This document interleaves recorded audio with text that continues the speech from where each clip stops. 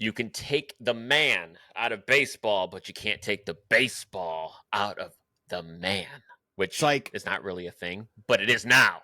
we got you, didn't we? You know what? We just really look silly, but you know how much I care about it? Zero, because No. Parker, baseball's a drug. We're obsessed with it. We were doing all this work behind the scenes, and you know what we talked about the whole damn time? Baseball. That's all we kept sending each other. It was the only clips. It was the only links. It was the only articles. It was the only texts we sent to each other were about baseball. So we're going to pretend like this last month and a half didn't happen. 100%. And quite frankly, you had a lot of life stuff going on. I had a lot of life stuff going on. It was a welcome break, honestly. Yeah, for most of that time, I wasn't going to be able to make a baseball podcast anyway, for a solid half of that time. So you know what? We got a break mid-season. This was our all-star break because we're both all-stars. 100%. But that means we missed a lot, Parker. There was a lot that's been going on. And quite frankly, it's going to be hard for us not to do an hour and a half show here, but we're going to try really hard to be as brief as possible with all the happenings around baseball. And what we usually did, Parker, and I think we should do, is just kind of go and take a kind of a state of baseball through the standings. And whoa, has a lot changed just in the last 4 to 6 weeks. And I'm bringing it to your backyard, and I'm going to go ahead and kick us over to the AL East, where the Blue Jays, Parker, have a slim 3-game lead with the Yankees right behind them, 3 games back, the Red Sox right behind them at 3.5 games back. Do the Blue Jays have enough to hold them off, Parker?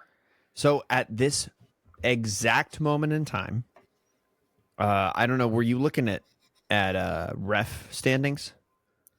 I'm looking at MLB.com. That's what I was looking at too. Okay, it says New York Yankees 2.5 games back for me.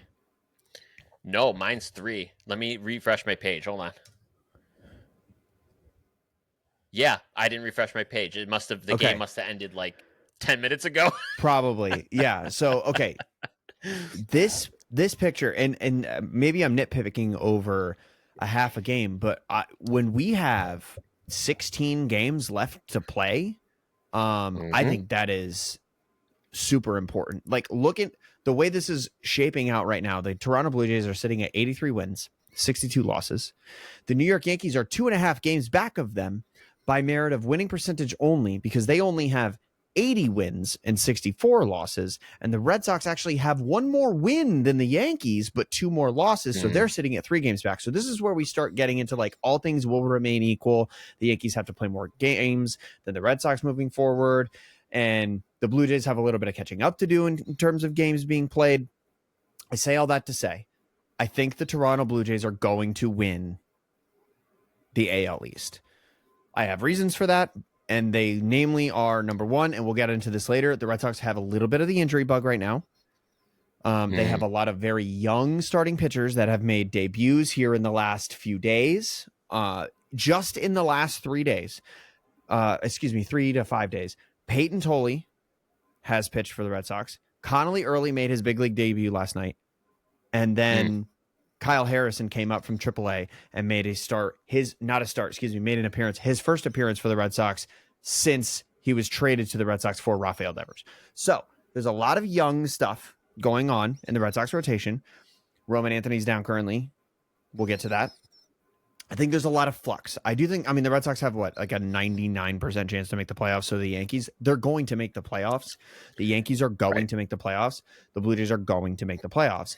It's just a matter of who comes out as the division winner and gets to skip that wild card berth. And I think the Blue Jays are able to hold on to it. Strength of schedule wise, I'm pretty sure they have the easiest strength of schedule in baseball, or at least out of the 3.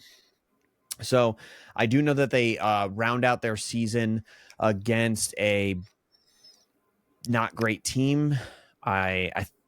It's not like the Rockies, but it's not like a great team. And the Red Sox round out their last series of their season against the Tigers.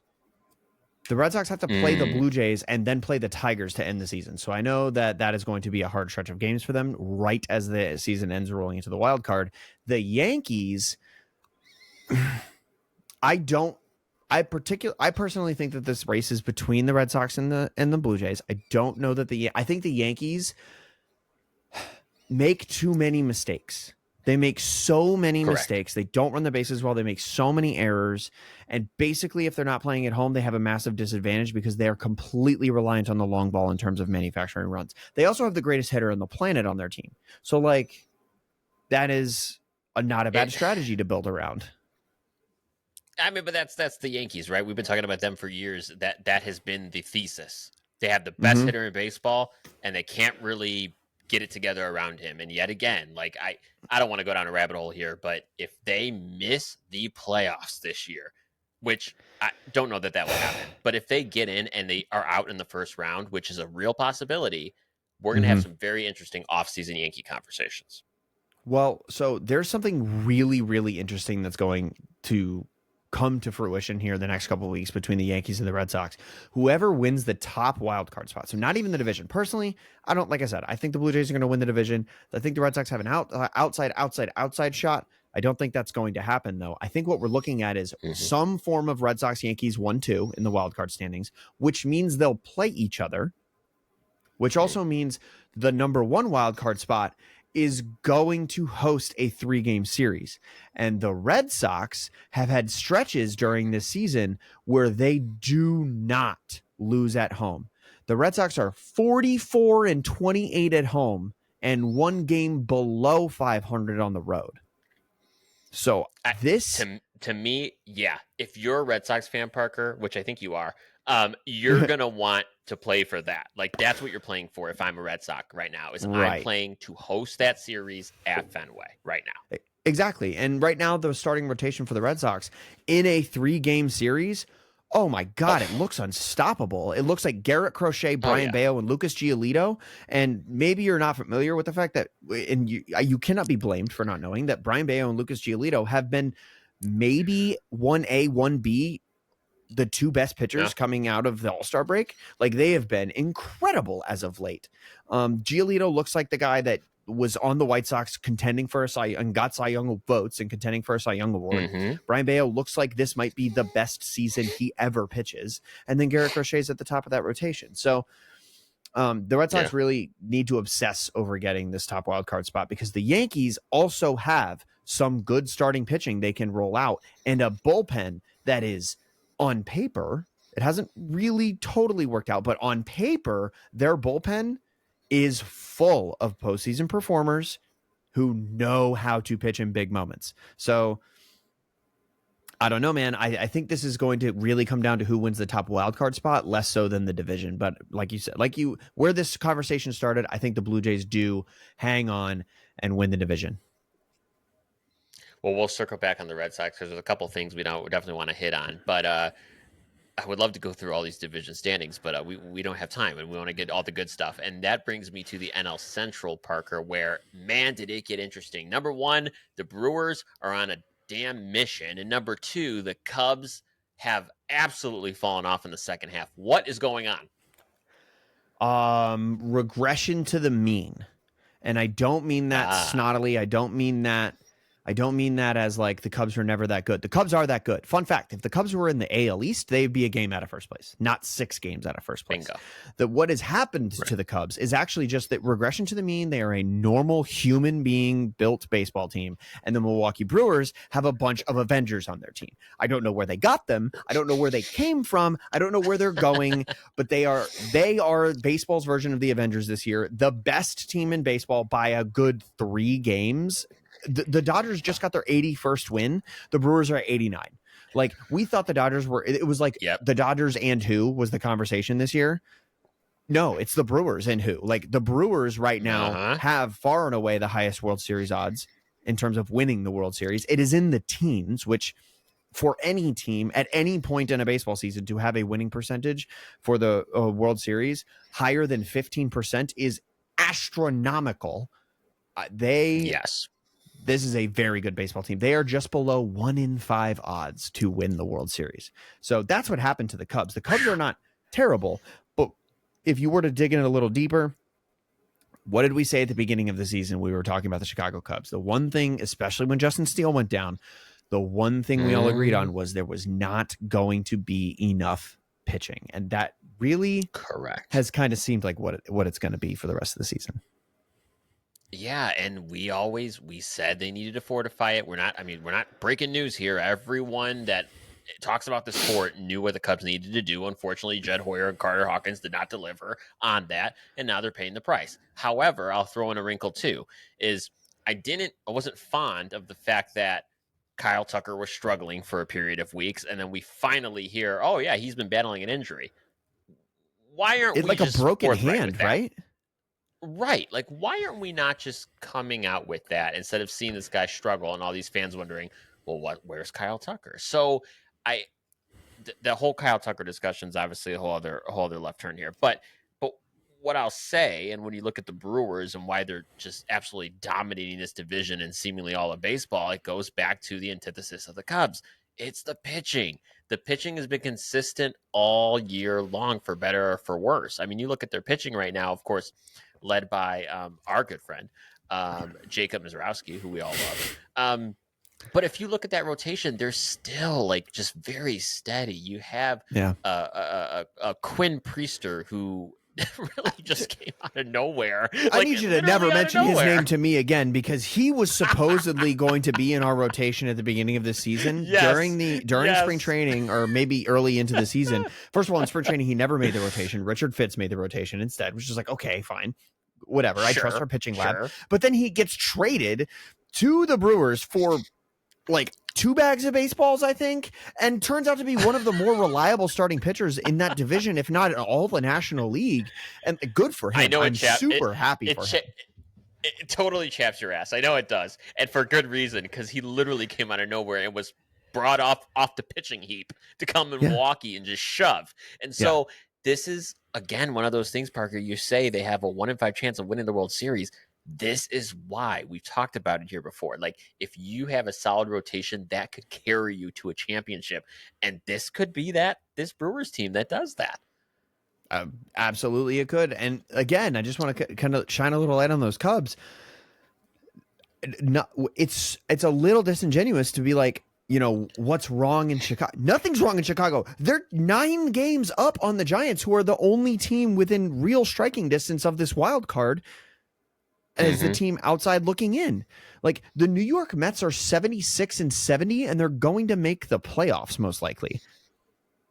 The Cubs are 9 games up on the Giants, who are 2 games back of the 3rd wild card spot. So it's like, the Cubs are still here. They're still going to be competitive in October. It's just, what I'm worried is, first of all, the Brewers are going to get a first round bye and then probably play. I don't remember.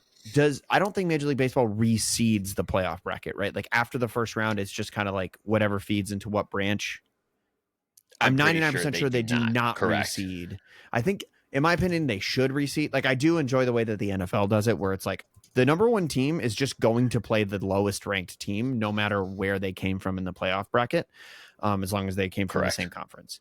I don't believe that's how Major League Baseball does it. I should know that. But what my prediction would be, they do not reseed. Yeah. Okay. So the Brewers are going to play like one of either the Padres or the Mets in the playoffs in the first round. And okay, hear me out. If they play the Mets, the Brewers, I think, will just steamroll the Mets. If they play the Padres, you have to win the game in 5 innings, because the Padres bullpen, man, my God. The Red Sox made a trip out to San Diego. Best in baseball. Not even, it's I don't even think it's close to a debate. The Red Sox they made a trip to the Padres. I actually know what day it was. It was on August 9th, because that's the day where I was on a plane that day and I couldn't be at the stadium watching Padres Red Sox. It's a good thing I wasn't. It's a good thing I wasn't, because the Padres rolled out 6 straight relievers that all threw 99 or above and completely ended the game after the 5th inning. And if that's going to be the case in the playoffs, these Padres, I know they're 79-86. They're going to be dangerous. Yeah, they absolutely will. So we are just going to have a ton to talk about when we get to the seeding and how it all shakes out. And there's only like 2 weeks until we really know. But Parker, last thing I want to say as we go around the league here is something you hinted at earlier. the Dodgers aren't quite running away with this thing, and the Padres, hoisted by that bullpen, are giving them a run for their money. The Dodgers in the NL East, or excuse me, NL West, only up on those Padres by, I believe it was 2 games last time I checked. Let me go ahead and make Two sure this games. page actually refreshes. Yes, 2 games. So, I mean, Parker, we've always talked about, oh, the Dodgers are so deep. They get an injury bug, they can sustain it. They haven't really sustained it that well this year as in previous years. And I'm very interested if they bend and break this time as we get into the playoffs. So I'm willing, and I'm normally not, but I think I'm willing to Oh. chalk this up to actually be like the Dodgers are just trying to get in the dance. The Dodgers are one of the few teams in baseball that actually can afford to just get into the playoffs and then unveil their Sure. full potential.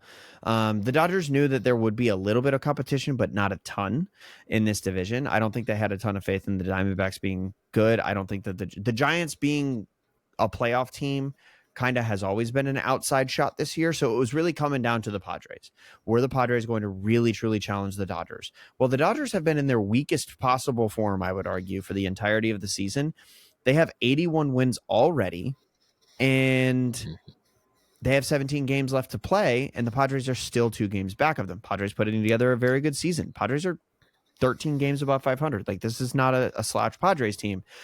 But when you get to the playoffs and you move to a 3-man rotation and you can move all your other pitchers into the bullpen, now we're talking about a team that has Blake Snell, Shohei Ohtani, Tyler Glasnow. Kershaw's going to have a bullpen role. Yoshinobu Yamamoto almost just threw a freaking no-hitter the other day. Like, this is a team that is going to have all of the pitching in the world. And we talked about how short the game is going to be against the Padres. It might be even shorter against the Dodgers.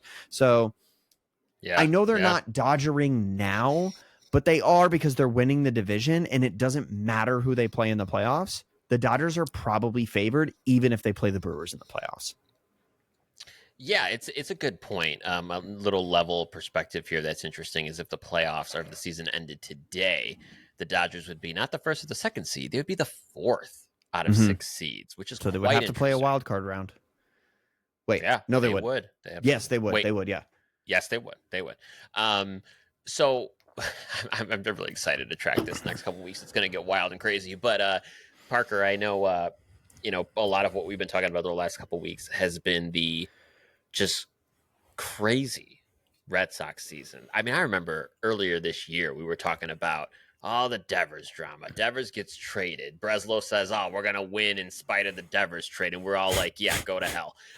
But here we are, and they Here we have are. been. Yep. But it just can never be quite easy for that team, can it? No, and the pitching's been weird. We haven't been able to keep pitching together. We had this awesome debut by Hunter Dobbins, and then he goes down with an injury because his knee explodes.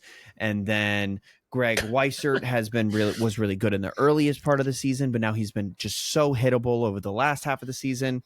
Randomly getting the best season in the history of Aroldis Chapman in his age 37 Yeah. season. Because did you hear that whole story about how he learned how to locate? No, I did not. Okay. So Connor Wong, the catcher for the Red Sox, in spring training, Chapman goes out for a normal like spring training outing, and he just so happens to get Connor Wong as the catcher for that particular spring training game. And Connor Wong hits the button on his pitch comm that says inside fastball. So in his pitch comm, Aroldis Chapman hears inside fastball. And Chapman said that calling for the pitch inside had never been done in his big league career. They'd always just said fastball, throw the heater, big guy, get it somewhere near the plate. Wow. So if you've ever like gotten into like competitive shooting or target shooting or anything like that, you hear the term aim small, miss small. Aroldis Chapman just learned that in his age 37 season. And that is why his walk rate is less than half of what it has been over the course of his career this season, because he's literally learned how to locate better than at any other point in his career. Oh, and he's still throwing 102 miles an hour. It's a game of adjustments, baby. Doesn't matter if you're 18 or 38. Doesn't Yeah, matter. I guess old dogs learning new Wow. tricks.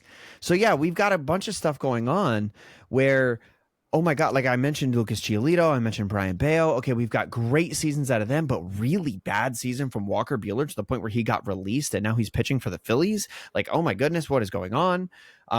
Cycling people in and out of that starting pitching role for the number 4 and 5 starter. But what happened when the Red Sox called up Roman Anthony? Oh, he just slowly became one of the best hitters in baseball, one of the best leadoff hitters in baseball, certainly. And it has just turned into a season where, okay, they've already equaled. They are at their win total from last season. They've won 81 games. So there's only up from here, unless you somehow manage to lose the last 15 games on your schedule. I wouldn't put it past this team at this point, but this is a season of incremental improvements, and honestly, a season, it was supposed to be a developmental season until Alex Bregman was signed. That was kind of like, everybody will forget that before Alex Bregman was signed, this was a developmental season for the Red Sox. Alex Bregman signed, all of a sudden it's World Series or bust. So getting to see all of these young guys develop, seeing Cedar Rafaela become maybe the best center fielder in baseball, seeing Roman Anthony develop into the player he's been, picking up Nathaniel Lowe randomly, becoming one of the best hitters, clutch hitters on this team. Like, a lot of this was not guaranteed, and a lot of it has just kind of panned out. So yeah, now they do find themselves in a position where, okay, we're trying to make it to the playoffs. We want that number 1 wildcard spot. We want to play the New York Yankees for a 3-game series. And hopefully Bregman doesn't opt out, but he's expected to, according to Jeff Passan.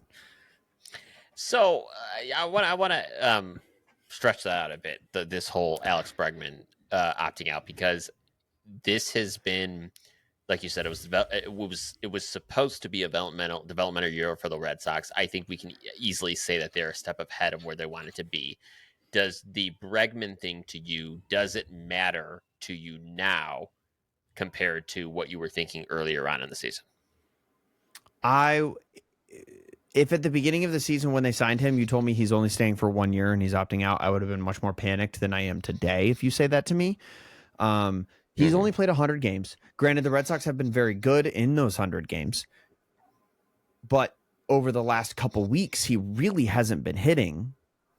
And they've still managed to win a bunch of baseball games. He does need to pick it up now that Roman Anthony is down for 4 to 6 weeks. But, like, it wouldn't ruin me if he opted out. I would be super, super pissed off if he had decided to, if I knew he was going to opt out when they signed him in February. Like, if he signed, or was it February? Yeah, February. If they sign him and then he shows up to camp and he's like, oh, I'm here for 1 year, I would have been like, oh, come on, man. But now, hindsight's 2020. He's hit 16 home runs. He's a 127 WRC plus, and he does play a Gold Glove third base. Love that. But it wouldn't ruin me because Marcelo Meyer exists. He can play some third base. Right. Christian Campbell's going to play baseball again at some point. He's playing baseball. He's doing relatively well in Worcester ever since he got sent down. But, like, he's signed for like 7 years. So there's got to be a spot on this roster for him. It wouldn't ruin me, especially with the emergence of Roman Anthony and the young guys on this team. Yeah, absolutely. I think this team's young, talented, all over the field, can fill the gap. I think where I get concerned and where I would be welcoming of an opt out as a Red Sox fan is the fact that, I mean, he's going to be going an age 32 season, and let's just say he has this same season next year, right? 3.1 WAR, 16 homers. Let's give him a little grace. Let's say 22 homers. That's not $31 million. That's just not. 40. It's not. Okay, you're making my point even more. 40. It's not 40. It's not even close to 40. Like, the Red Sox, with a team that is so young, the pitching is finally coming together. Let them go out and fortify this team. And we're talking a potential World Series contender if they can fortify what they have right now. No, I do agree. I also think that there is, and I'd be doing Alex Bregman a disservice if I didn't mention the fact that he is like a second hitting coach.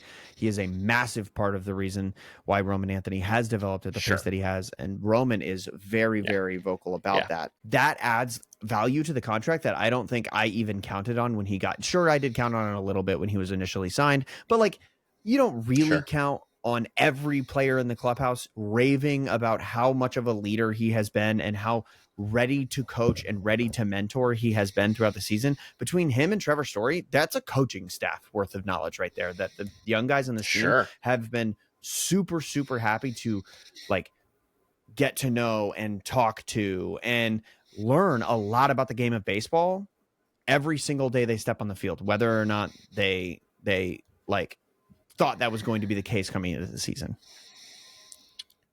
Yeah, it's a good point. It'll be interesting to see. I think they have enough of a foundation where no matter what to do in the offseason, we're looking at a really interesting Red Sox team in 2026. So I'm excited to talk about it. It's just up from here, Parker. I really think so. I think so too. Even if this season doesn't pan out great, I'm excited for the next upcoming few years. Cy Young races. We get to this point in the year, Parker, where we're looking at the best pitchers in baseball and going, who's going to walk away with the Cy Young award? And in the AL, Parker, is it looking like it's going to come down to a photo finish between Tarek Skubal and Garrett Crochet? Please give me your unbiased opinion on this right now. Okay, so as unbiased as I could possibly be, Tarek Skubal's going to win the Cy Young Award, and I think he fully deserves it. There you go. Yeah. Both of these guys have been very good. Both of these guys have been basically everything I could ever ask for in terms of their production, the amount of innings that they're putting up, their strikeout rate, their walk rate, everything. It's just that Tarek Skubal has been that much better at basically everything than Garrett Crochet. Garrett Crochet did have a pretty big blow-up start not too long ago against the Guardians. And Tarek Skubal's just kind of been Tarek Skubal the entire year. He came into the year as the favorite, and I really think that truly, if he doesn't win it this year, some shenanigans happened, or unless he blows up in his next 2 starts. I have to agree with you, and I'll tell you what, Tarek Skubal, when it's all said and done, could very well go to free agency and get the biggest contract in baseball history for a pitcher in 2027. I can see that. I could very much see that. Yeah, I mean, how often do you truly get to sign a guy like this at the actual peak of his powers? Mm-hmm. Yeah, that's a good point. Very good point. That's like DeGrom stuff right there. It is. And no surprise on the NL side that Paul Skeens looks like he's more likely than not going to be the Cy Young Award winner. I don't see anyone really surpassing him in the final 2 weeks here. So to have Skeens, who literally just came on the scene and continue to look good. It's funny because we were talking about it earlier this year about how we wonder if he's going to hold it this year. The stats are a little bit down. Well, did he prove us wrong? He's just shoving again. Yeah, we said the stats were down. He still did like a sub 2.2 ERA. And we were like, oh no, it's not the Skeens that we were used to. Maybe he's just kind of getting his feet underneath him for the Well, nothing apparently, because he does still have a 1.98 ERA. He's 5.8 WAR on the season. K percentage is 28.9. He's 173 innings pitched. Man. There is a chance. Is there a chance? Let's see. How many innings would he need? He would need 27 innings to make it. He would need to throw 3 complete games to get the 200 inning mark. So that's not going to happen. But yeah, Paul Skeens he's going to win the Cy Young Award in the NL, and he's going to do it in his second full season or first full season in the big leagues. And kind of who else would it have been? No, yeah, it would have been anyone, honestly. I mean, he's winning the Cy Young Award at 23, and he would be the 3rd youngest player to do so. The only younger players to do so were Dwight Gooden and Fernando Valenzuela at the age of 20. Crazy. Oh, my God.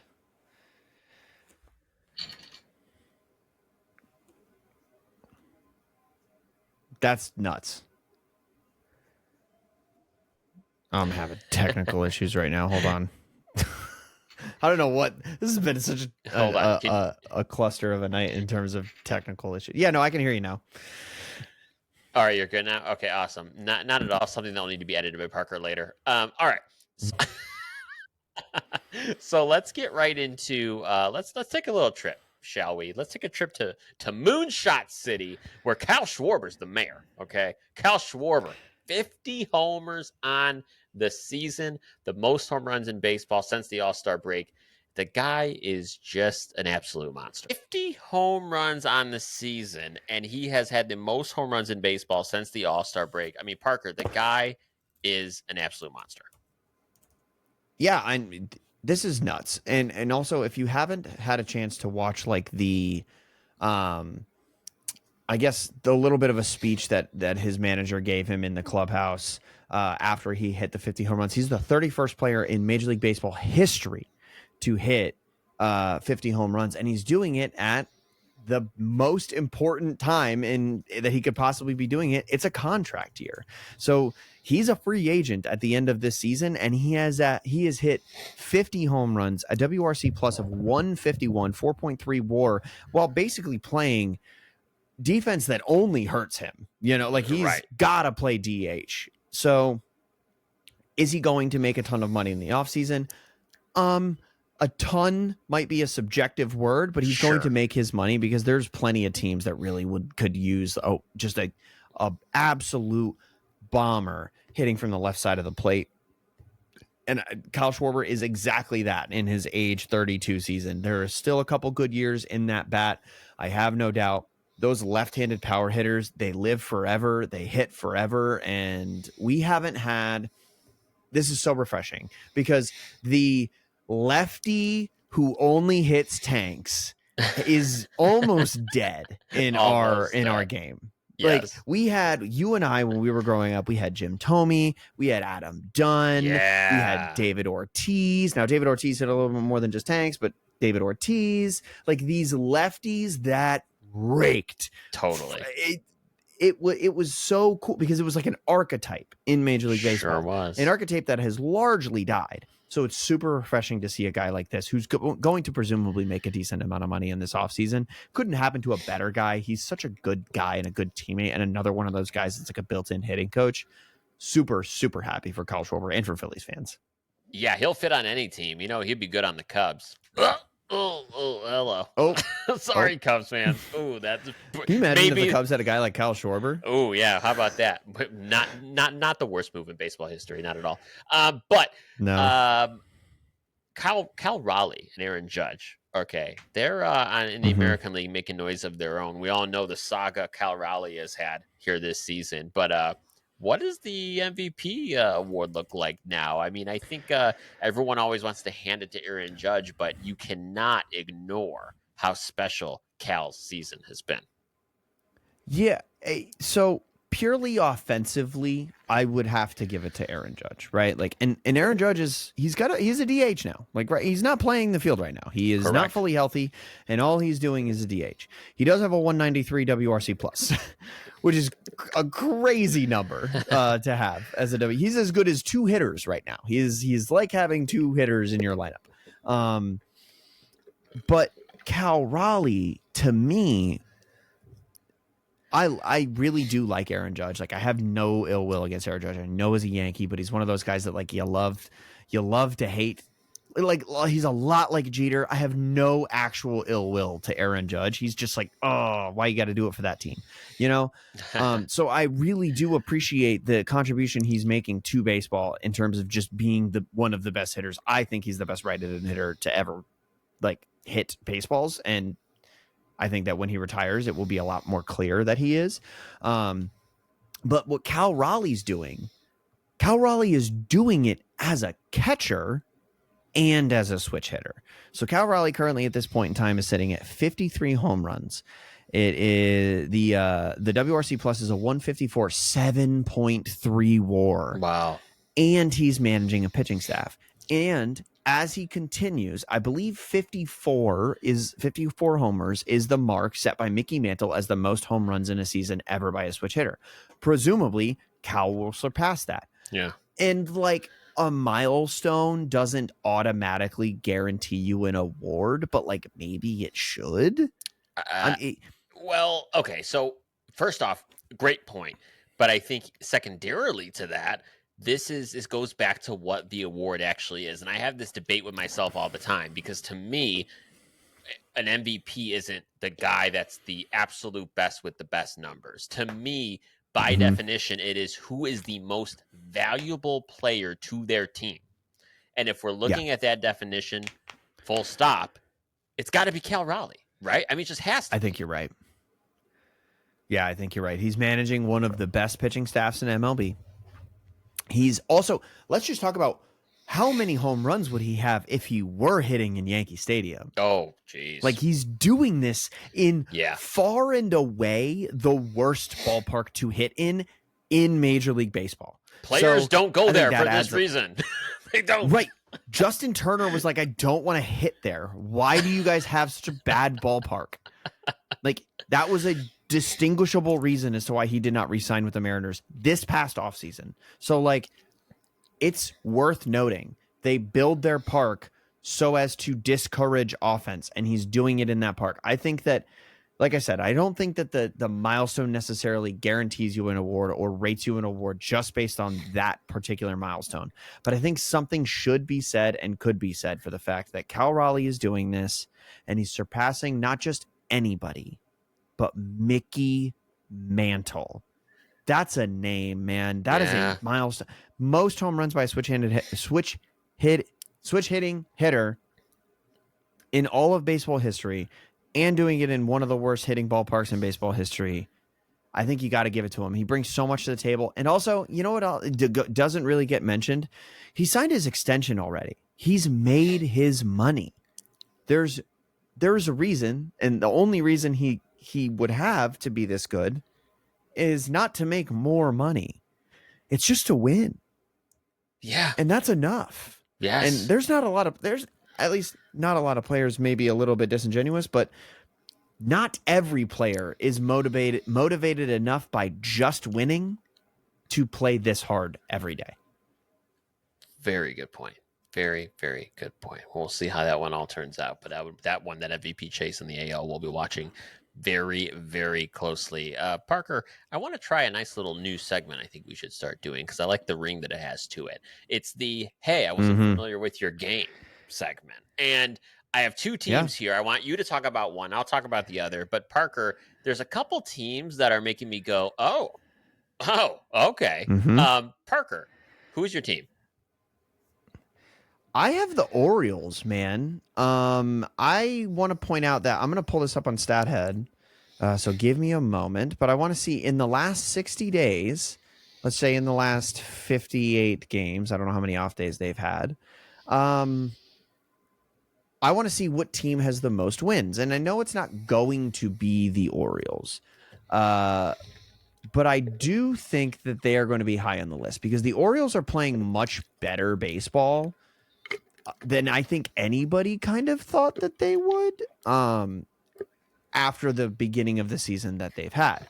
I can't get it to pull up on StatHead, so I'm just going to pull up some roster resource stuff, and hopefully that's good enough. But the Orioles have been very good, especially recently. They have gotten much more production out of guys like Gunnar Henderson, Jackson Holliday. They called up Samuel Basallo, which was a guy that we talked about at the beginning of the season that was like their number one prospect. Like, what are we going to see out of this guy? And they've also done it in spite of trading Ryan O'Hearn and Kobe Mayo really not living up to any of the expectations we had for him. They've also done it in the face of really almost no pitching depth. They have gotten a lot of production out of Trevor Rogers. Trevor Rogers has been good. Tomoyuki Sagano has also been good. But like Kyle Bradish, Tyler Wells, Cade Povich, Dean Kramer, these aren't guys that like inspire fear in the hearts of your opponent. Like, Trevor Rogers has been very good. But outside of that, like, who were we talking about? Not much. So they've made something out of what was almost nothing, especially in the face of like Adley Rutschman going down with injury. Gary Sanchez has been down with injury for, God knows how long.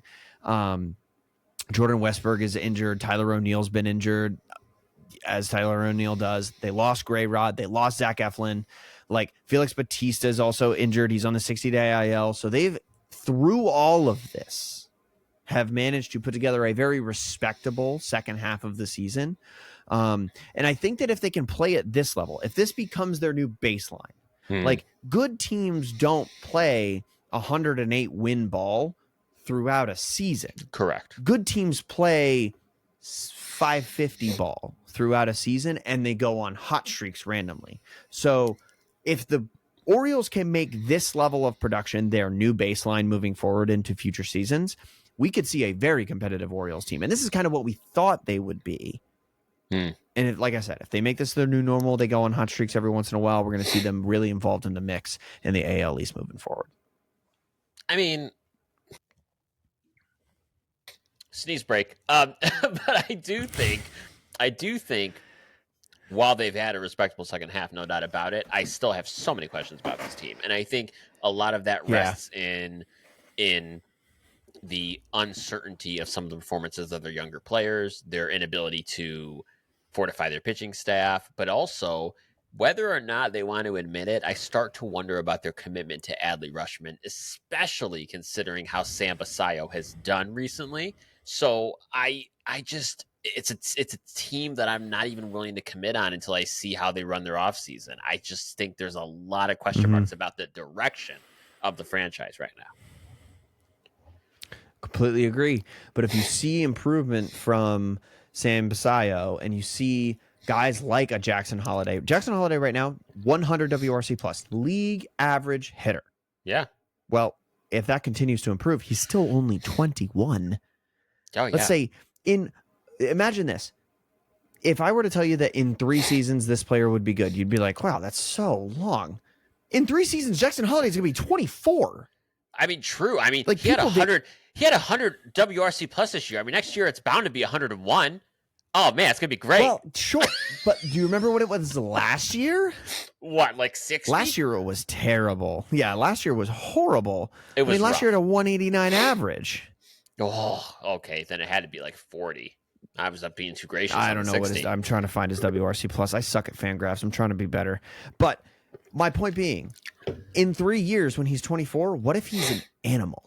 What if he just adjusts to big league pitching and becomes a really, really good hitter? Now you have 2 guys playing middle infield for you in Gunnar and Jackson that are like, okay, these guys are legitimate. Kobe Mayo starts to figure it out. You still have a Colton Cowser. Maybe Adley has the odd good year, because I do think that Adley has come down to earth, and I think we're actually seeing kind of who he is. He's better than he's played, but I don't think he's as good as he was playing, if that makes sense. Yeah, I think I'm with you. I don't know. I'm with you. I think there's a lot. I think that there's like a higher ceiling. Yeah, and I do see that. I think there's enough there to where it isn't all doom and gloom for the Orioles, but they still have some big questions. And I think. Yeah. Okay, sure. Parker. I am going to share my team, and this is not me being. This is just the stats, people, and I'm here to tell you that the White Sox wasn't familiar with their game. And I go to their games, people, okay? I have the inside scoop on this, and I'm here to tell you the White Sox actually seem to be putting something together with their cadre, if you will, of young talent. And I'll say this, just to give everyone some perspective so people don't think I'm talking out of my rear here, let's look at what the White Sox have done offensively compared to all of baseball, okay? So since the All-Star break, the White Sox have been 6th in home runs, all of Major League Baseball, 4th in runs, 5th in RBIs, 5th in average, and 7th in slugging and on-base percentage. I mean, this is a team that has had above-average pitching all year, sans probably the bullpen, but they have had an above-average rotation, and now they turned it on offensively. And this is a team that's doing 4-game sweeps against the Twins, taking 2 of 3 from the Detroit Tigers last week. So I will say this has been a bright spot for this team that seemingly looks to carry this over into 2026. And some of these younger players, guys, I was at the game last night, Parker, and I texted you, and I was like, damn, Kyle Teal, Chase Maidrop, my 2 favorite players. Yep. They are these young, energetic, kind of balls to the wall players that are driving this team. Not to mention Colson Montgomery that has just crashed onto the scene, who right behind Kyle Schwarber has the most home runs in baseball since the All-Star break. It looks like the trajectory for the White Sox is rather good with a really strong set of young players right now. Absolutely agree. I like looking at Colson Montgomery's. I just pulled up his Fangraphs page. 127 WRC plus for this kid. And I say kid because he is. He is a young player. He has almost no big league experience. His savant page doesn't even populate because of lack of eligibility. He Yeah. so he's very young. He has a really high upside, an 837 OPS this season, and also really good defender, 91st percentile in range and at his position, which at shortstop is hard to do. So we're talking about a guy who's very elite. We've waxed poetic enough about Chase Mydroff that I don't think that I need to say any more about him. He's a very good ball player. I love him. He's one of the players that nobody was disappointed we got rid of Chase Mydroff to get Garrett Crochet, and I'm still not disappointed.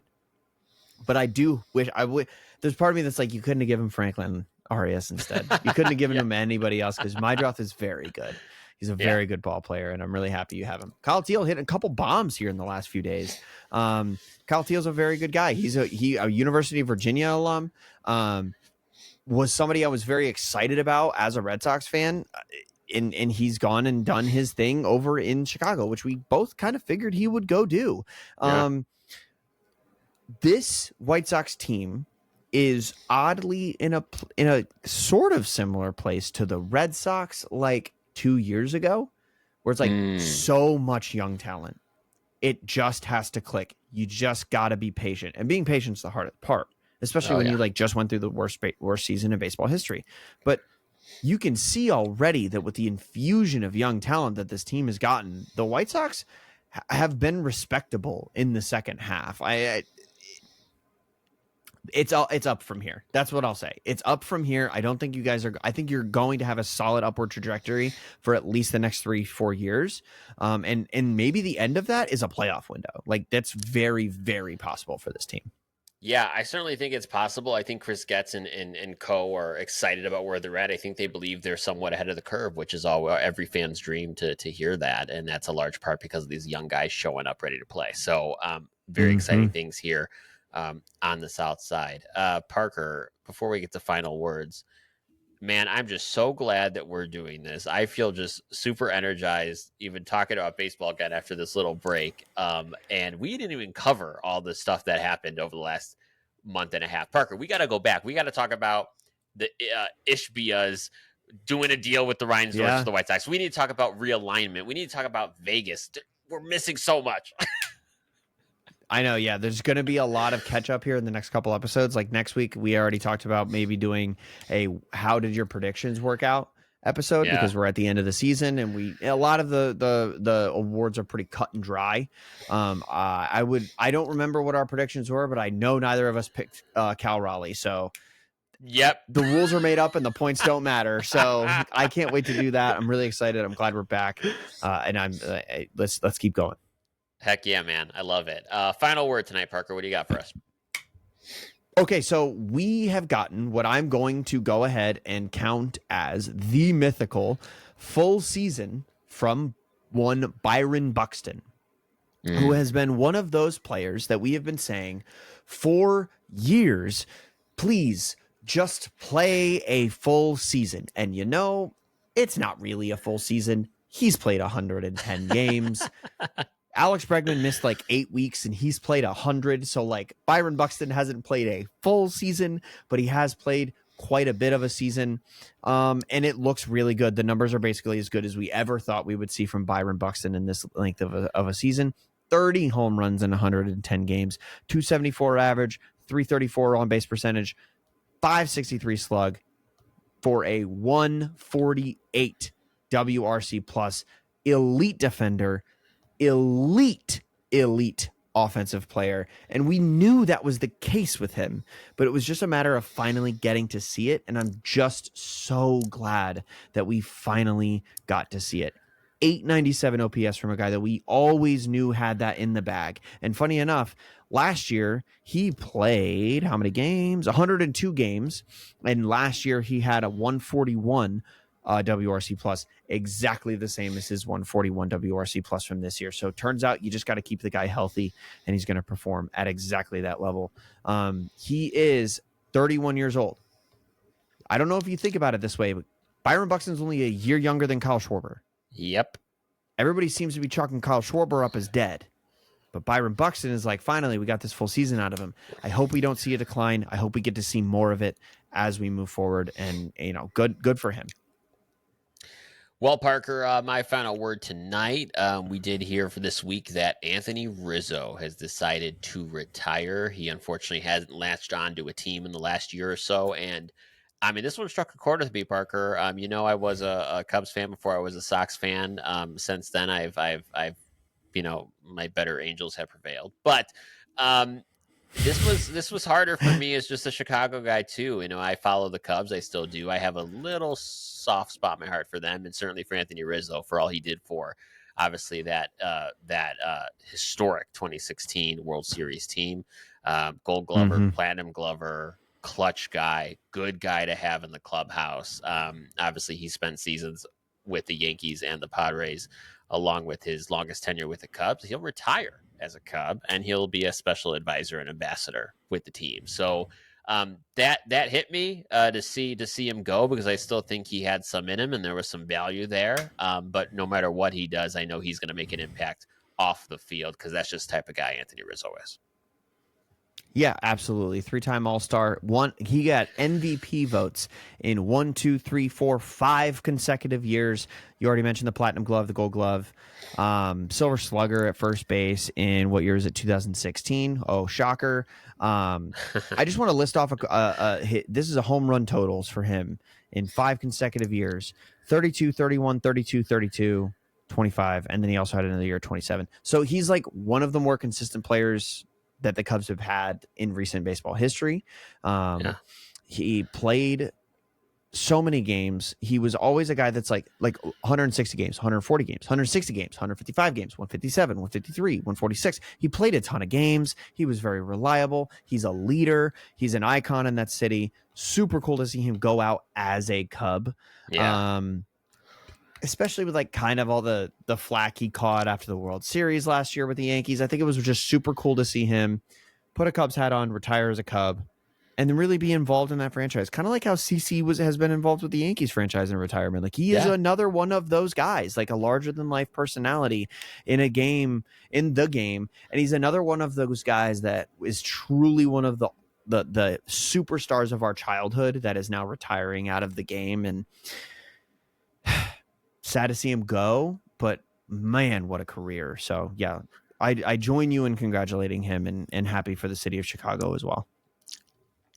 Well, I think we should probably call it a wrap tonight, Parker. Parker and I are here every week. At least now we will be here every week talking baseball. If you're into the sport, want to join two buds here talking baseball every week, you can catch us here on Late Night Baseball on YouTube. So make sure you subscribe, like, and follow all that we're doing here. Take care, everyone. We'll see you next week.